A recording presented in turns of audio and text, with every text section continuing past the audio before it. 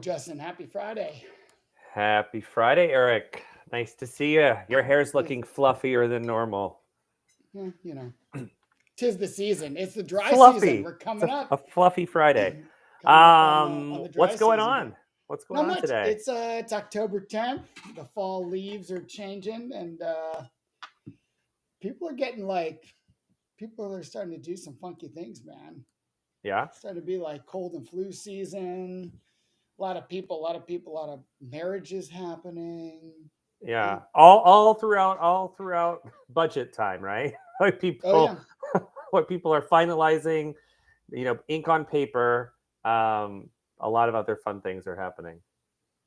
yeah. This is very true. Well, why don't we kick off some fall fun here with a nice little ditty here. Let's do it. Never knew love like this before. Now I'm lonely, nevermore. Since you came into my life. That looks fun. That was Was that a good. meet? Was that a meeting? That was a meeting. That was that was Andrew Frontis. He's a regional manager over at Peak Living, and yeah, he's kind of a fun guy. That is Well, fun. That's a great regional meeting. So let's carry on. Let's keep on this F's. Fun, right? What was his last name? Frontis. Frontis had some fun. We're here on a Friday, and we're going to talk a little fire and maybe some other F's, I guess. With Yeah. Let's do that. Let's bring on our guest here. our Let's guest. bring on our Hey, guest. Hey, happy Friday. Happy happy Friday, David. Friday. Nice to see you on, David. Today is National Hug a Kevin Day, but we're having someone that's not named Kevin on, and I'm proud of that choice, frankly. I have a brother-in-law, Kevin. Hey, that works. That works. We'll Yeah, take it. We're gonna Well, thanks take for it. joining us. Yeah, happy to be here. It is the end of National Fire Protection Week, so good way to wrap off the week, I suppose. that is this week of fire protection. What's involved? I understand the basic concept, but what does this kind of awareness do? It's a big push from NFPA and National Fire Protection Agency and a lot of local fire departments. Like, this is the time of year fire departments will do their open house and invite the kids, kind of a thing. And with Belfour, it's just, hey, prevent a fire, and if you don't, call us. So Mhm. we like trying to make sure people don't have to call us. Right. Now, have you always had fire red glasses? I've Or had red even glasses before? for, I don't know, 2 or 3 years now, and I really like it. They're very sharp, man. They're very Thank you. sharp. Thank Yeah. you. I love it. Well, David, you have not always been on the vendors. You haven't always been preventing forest fires, if you Nope. will. You got into this industry. You kind of got roped into it, I believe. Is that A little bit correct? fell Tell into us. it, right? That's kind of everyone's story, right? Fell into multifamily. So 2015, I was working at Walt Disney World. I was there for about 4 years. There's an F. And, it's lovely. It's just they just don't pay the best. And my dad called and said, hey, your brother's joining the family business and you should come and join. And I was like, I don't really want to do property management. He's like, yeah, you should come and join the family business. Fine.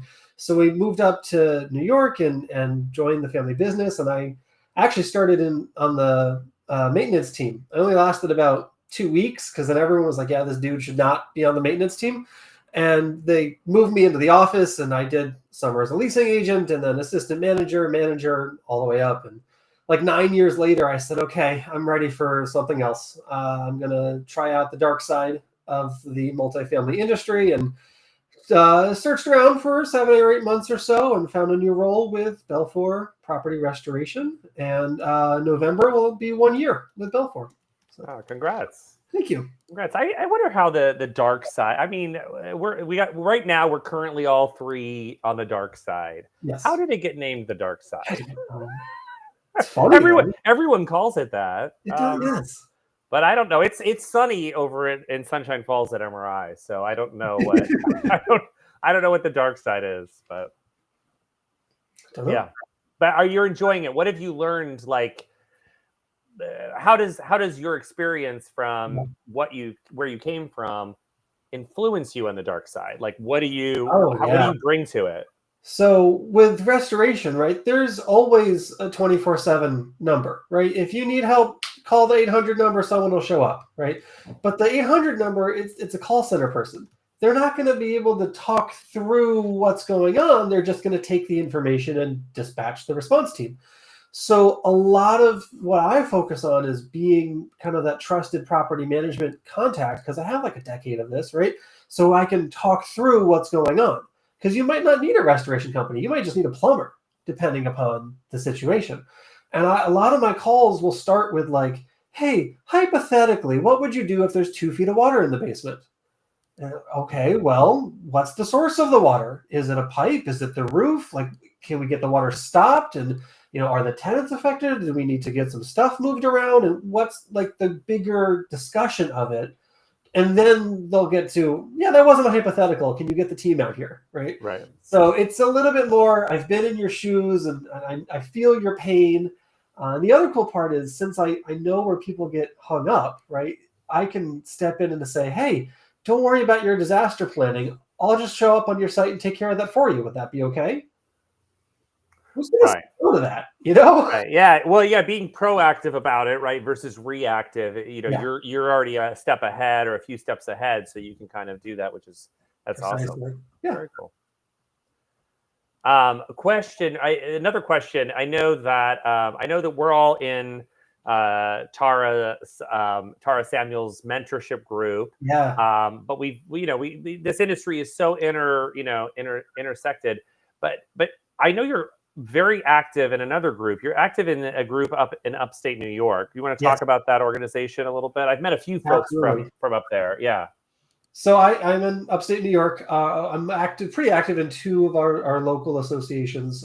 First is IREM. IREM is the Institute of Real Estate Management. It's a global organization with 80-something chapters in a whole bunch of countries. And with IREM, I do quite a bit on the national level, because I was a chapter president, and now I'm on the ESG committee for IREM nationally, and I'm a governing counselor, an Ethics 800 instructor, and I try to, give back in that way through IREM. And also through Apartments of New York, which is our upstate New York chapter for the National Apartment Association. On the board, I was a board member for about 4 years, and then I turned out, thankfully.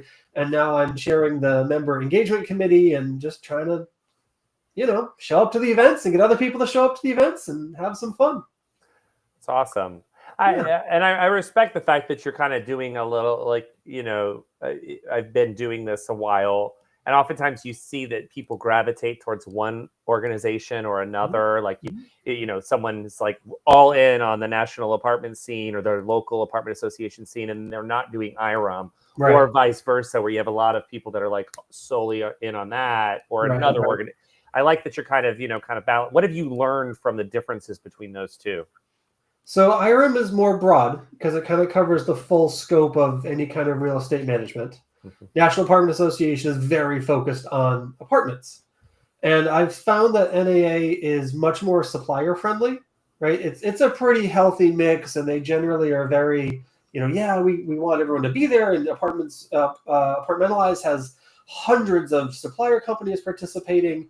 And IREM, they do stuff, but it's a little bit like higher brow and more expensive. So they'll have like 20 suppliers at their big events, not 600.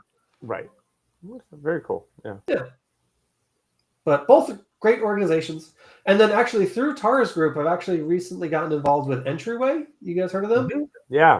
So I just got matched up with my mentee, and a little bit of background on Entryway is it's a program to help people who are unhoused get into A, housing, and B, a job in multifamily. And they get matched up with a mentor who's been in multifamily for some amount of time, so that they can lean on that person and have success and grow and, have a good time doing it. So I just got matched up with my person. We met for the first time the other day. She's in Texas, and it's like, yeah, let's talk through being a leasing consultant when you've never done that before. And how can I help you through these things that you're seeing and what's normal and what's not normal? And it's just really cool. Yeah, that's awesome. Yeah. Now you actually talk about there's another organization that you talked about before, the Homeless and Travelers Aid Yeah, yeah. Society. Tell me more about Yeah, that. there should be all over the place. Each local area is going to have their own thing, but Hadas is the one that I know best. So Homeless Aid and Traveler Society, awesome organization. One of the ways that when I was a property manager is I had this giant list of about 75 or so different assistance agencies, and I would reach out to the agencies and say, hey, here's my 15, 16 available apartments. Do you have anyone who's looking for apartments? Right. And Hadas is like, yeah, we'll take, 3, 4, 5 apartments because we have the funding, we have the people, they're available. Let's go.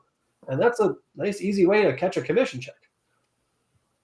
Yeah, Yeah. this is good. I appreciate both talking about Entryway, which I think is doing a whole lot, and frankly needs to be expanded across our entire industry. They're working But on it.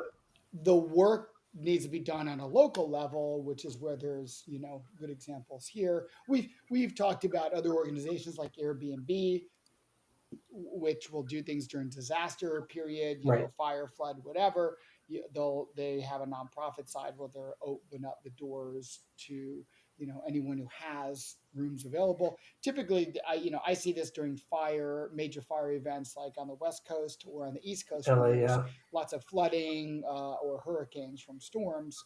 A lot. There's a massive amount of people moving in a certain direction. They're migrating temporarily and then going back Right. eventually, and there's only so many hotel rooms that you Right. can really open up, and frankly hotel rooms get expensive, of course, after going from staying for a week to sometimes a month or two, as we experienced with Helene coming through right around this time last year.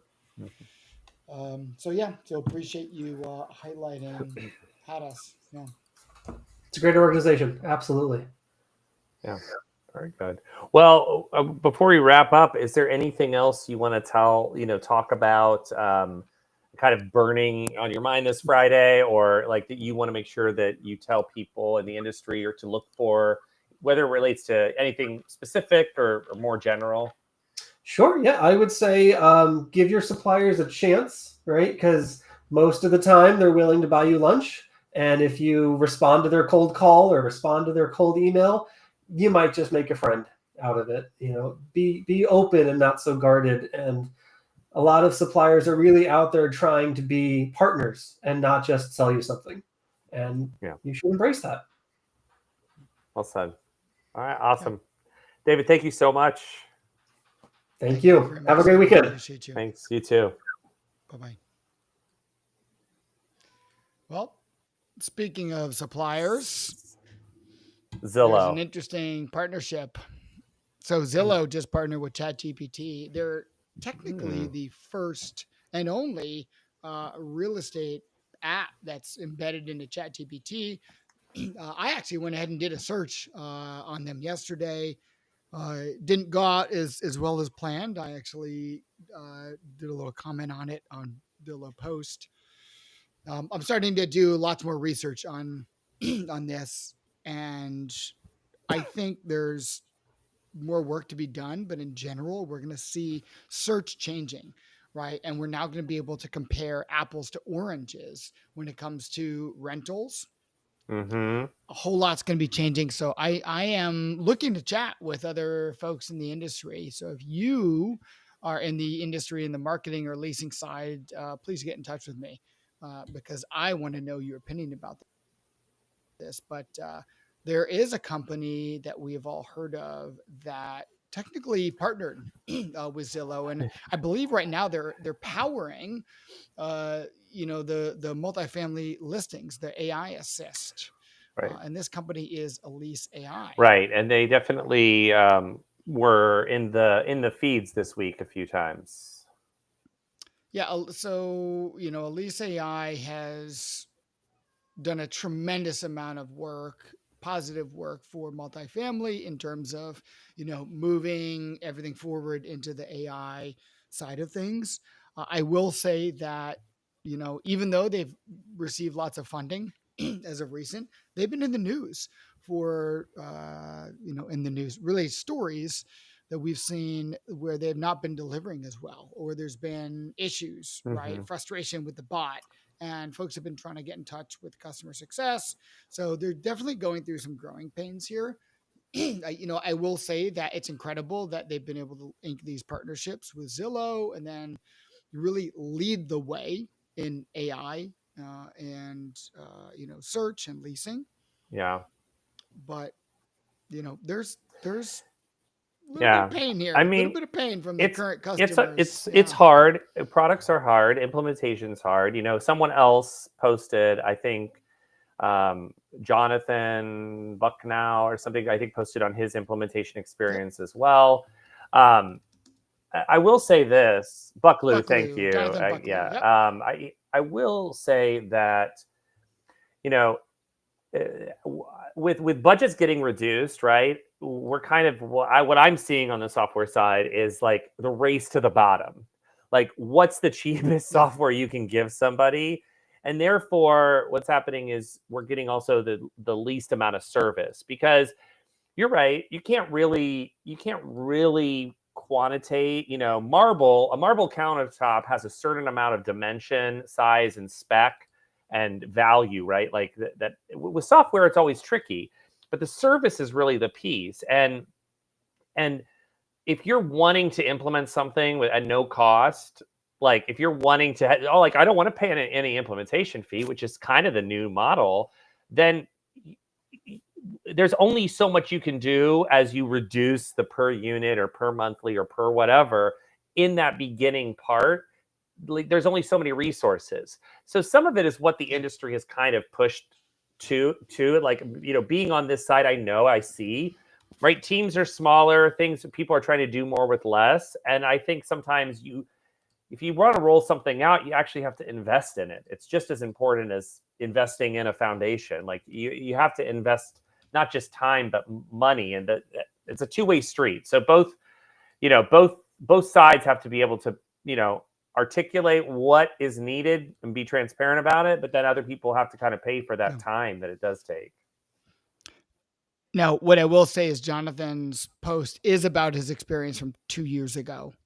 So I do want to bring that caveat in, but based on the comment that I just showed, that was a recent post about someone experiencing issues. And look, I think in general, there's a lot of conversations that need to be had about this. Our good friend Tony Souza, by the way, I didn't tell you I'm putting this in, but I'm putting this in. This was a last second ad here. Our good friend Tony Souza has struck a nerve on this. And I think the nerve here is like, not necessarily on this topic specifically, but it's more about the pressure that like property managers have and regional managers and how they're not like able to do their jobs, right? So they end up having to do this race to the bottom, find the cheapest thing that'll just get the thing done for them, when in reality, they should be looking for the right partner that's going to deliver the software solution that they need, that's going to really hit the nail on the head. But with restricted budgets and restricted time to vet things, oftentimes we just end up quickly vetting software and then tossing it off to the next team member to do their vetting, right? And we just go through this like process that's often rushed. I would just not argue, but just evolve it. It's not just real estate or multifamily. I mean, this is kind of any industry. This is kind of what is happening. And so we're seeing that obviously here too. But I mean, government, education, healthcare, agriculture, like it's in every single industry. And so now we're kind of saying, well, we've created these channels for all of these different groups. And so then you're stuck in this thing and you can't actually do it, but your workload is still so much. You're responsible for so much, but you're not given as much space to do it, time to do it, money to do it. So I think that's indicative of the world we live in. So, wow, that's really fun for a Friday, Eric. Thanks. You're muted. You're muted. You're muted. Thank you. You're like yelling in my ear, and I'm like, no, I'm trying to talk over you. I know. I worked with you long enough. Justin, You've worked with me long be enough. quiet. It's my turn. Thank you, my good friend.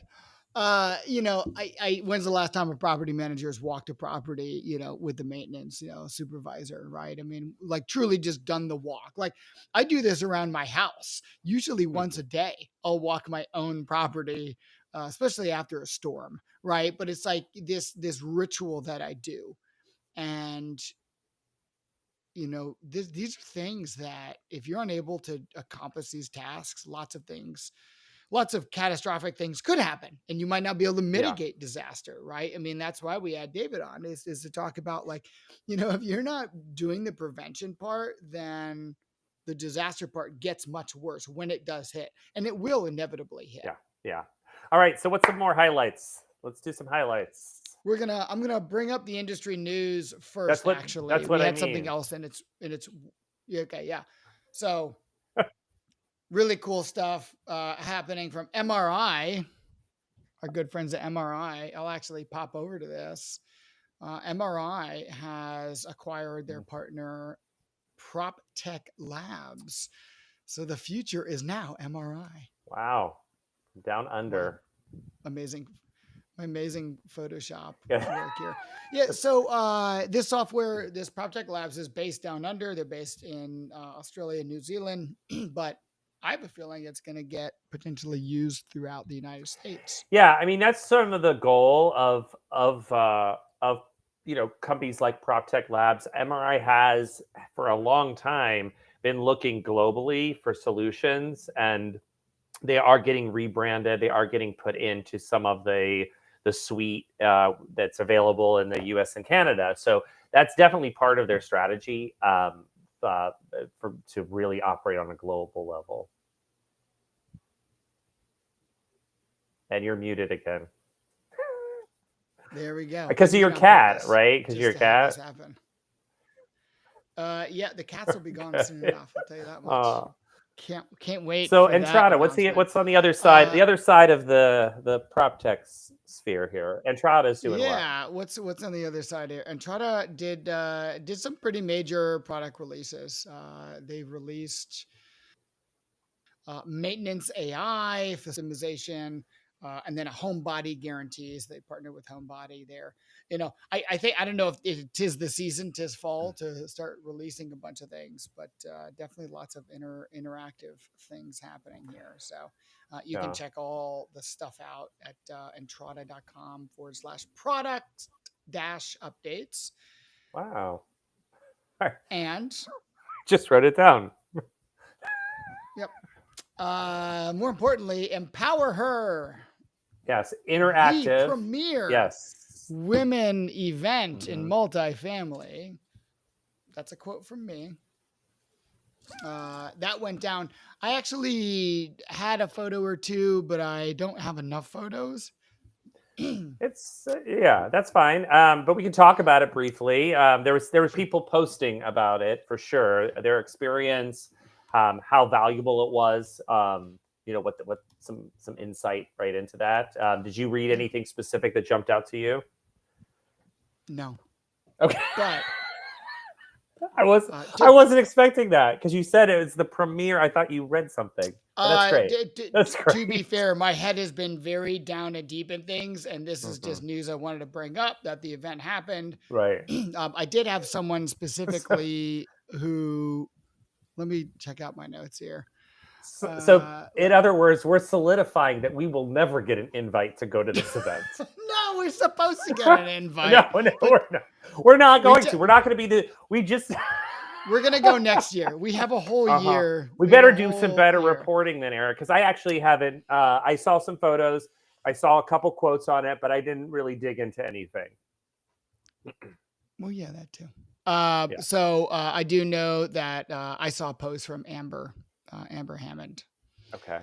who talks about, essentially the fact that Empower Her is building more seats at the table. This is something we talked about, a couple episodes ago, right? Really, it's just opening the doors. So for women who are getting denied seats at the table, getting denied access into rooms, this is creating the room, the space, really getting them to a point where, they're able to get access Yeah. and to break through, which I think is Excellent. amazing. Great. So let's move on. So fall, autumn, there's a lot of love in the air. All right. You're muted again. As Sarah It's- Woods would say, there's some rebranding being done. I love it. So Sarah rebranded to Sarah Perry. She got married, so congratulations, Sarah. That's nice.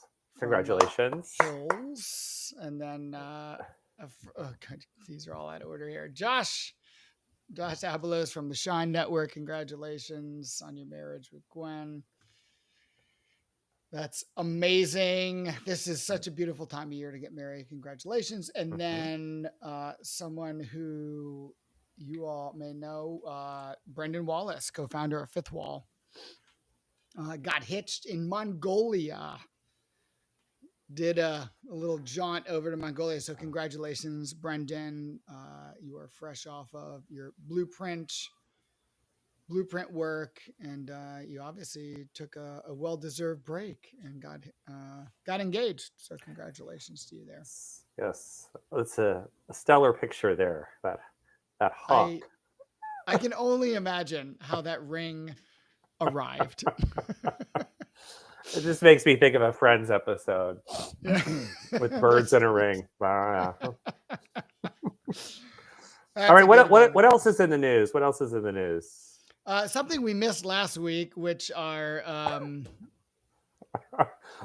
our News- sovereign leaders. of our news distribution source maybe not happy about. Although I don't think they even realized it because they were They didn't watch it last week. They were not watching. Podcast Palooza has officially launched. The website has officially launched. You can now sign up you can RSVP and you can get sponsorship opportunities. There's a QR code right it there. Was QR code right there. You can also just go to podcastpalooza.com. MMNpodcastpalooza.com. You can do that. Yeah, very. It looks to be an amazing venue in New Orleans. One of the older theaters there, a 1920 music house. It's a theater, so it should be a really great venue. I think the third year that they're doing it, it'll be bigger and better than the other two. So get involved. Yeah. I agree. And we'll be there.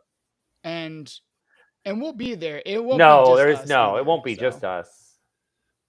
It'll barely be me. Someone will cover my face with something, just like that. What you just did.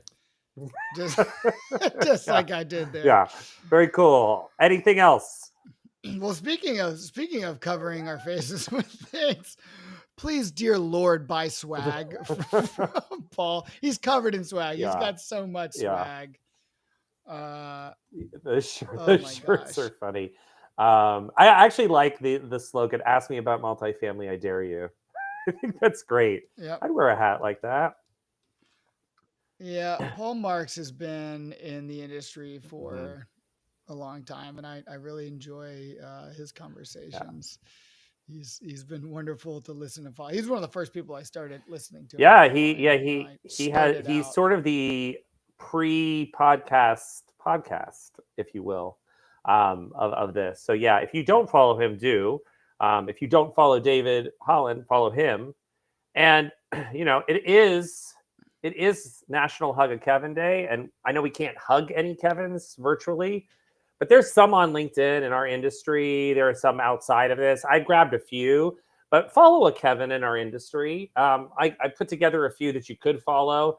But if there's a Kevin in your company, if there's a Kevin in your region, today, Friday, National Hug of Kevin Day. Do a virtual hug. Kevin. Kevin, Kevin. Kevin. Kevin. Kevin. Kevin. Kevin. Kevin, Kevin, Kevin, Kevin, Kevin, Kevin, Kevin, K-E-V-I-N, Kevin, K-E-V-I-N, Kevin, Kevin, Kevin, Kevin, Kevin, Kevin. Kevin. Kevin.